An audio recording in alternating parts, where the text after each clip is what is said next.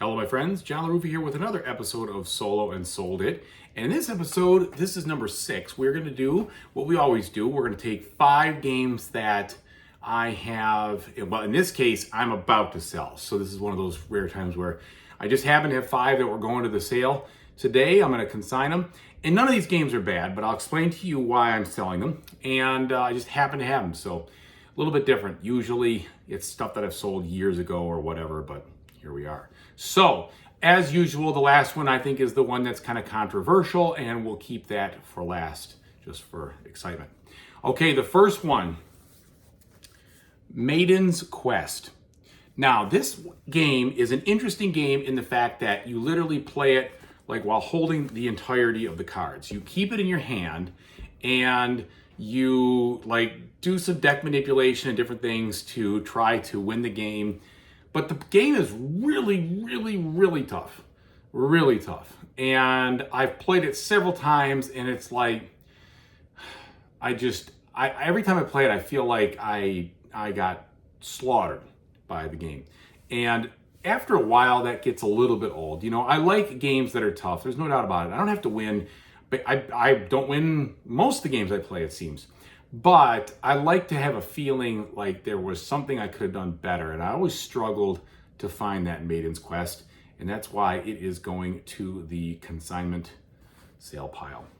Okay, number 2, Three Sisters. Now this game in particular is what I would call not a bad game at all. Just not good enough to stay in my collection. Played it several times over the years, and it was fine. It was fun. It was enjoyable. But I look at it, I think to myself, okay, to play it again solo, I'm going to have to relearn the thing, and I'm going to have to figure out how the bot works and different things like that. And I just don't know if I feel like it's worth the effort to do that again. And sometimes that happens to me, right? I've played a game, I've used it, I've enjoyed it, but it's time to go. And there's just enough of that inertia to be like, yeah, I don't think I'm going to read the rules again in this one and go through it. And that's kind of where Three Sisters is for me. It's not a bad game, and I think it actually is more fun multiplayer. That's the other thing. It's more fun to play with other folks just because you have to be fussing around with what the solo bot is going to do. And ultimately, that's where it is for me. So long, Three Sisters. Okay, my next one is Rolling Realms. Now, this game in particular, I think, would be much better with multiple people. The fact is the solo mode, which I've played many times with the whole miniature golf, or not miniature golf, but the golf rounds and such, provided me with the wrong type of experience. I wanted to play the game a little bit more freely, and the trying to get to those scores, it was a good puzzle. There's nothing wrong with it. It was just not the right kind of feel for the game I wanted to play.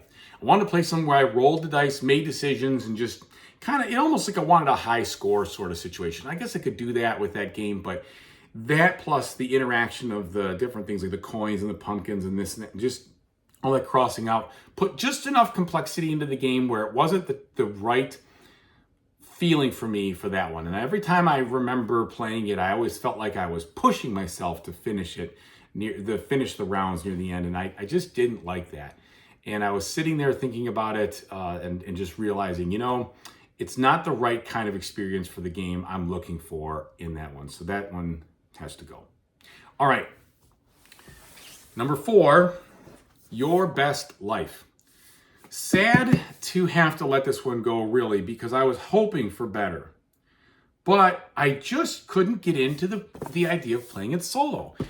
And I went through my review and I said, I think this would play better with multiple people or people on teams. And I really kind of agree. Solo just was a flat experience. It was fine. It worked.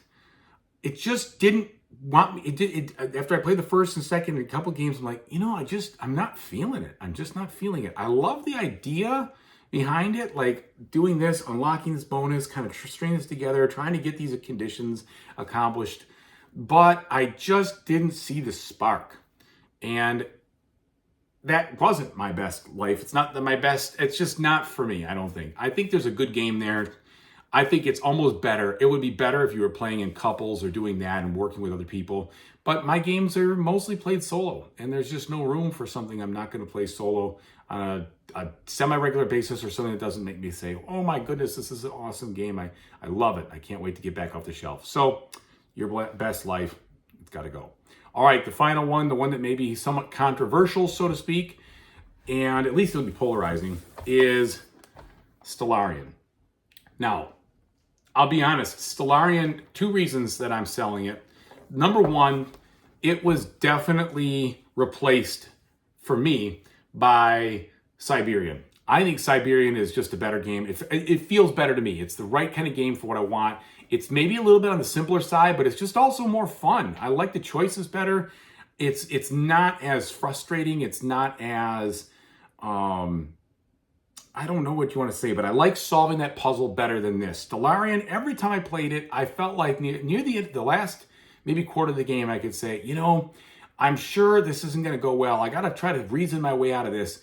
But yet I was too exhausted or just didn't feel like going through the mental gymnastics to try to figure out how to win. And that is a really strange feeling, because this is one of the few games that's like that for me, where it's just, oh gosh, I'm not sure I feel like this, trying to decide how to discard this card, pick up this card, put these cards together, do this, do that. So in order for me to get the combination I'm missing, I was just like, And every time I finished that game, it was like, yeah, I'm more happy about the fact that it's done than about the idea that I could have won. And that's just a bad feeling for me. So it's not a bad game. It really isn't.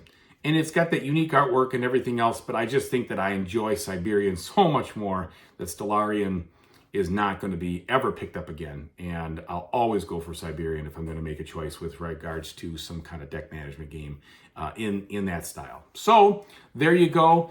That's the end of episode 6. Let me know what you think. And thanks again for watching. I really appreciate it. And you know what I always say, whatever you decide to do in the future, I really hope you have a fantastic time doing it. Take it easy, everybody.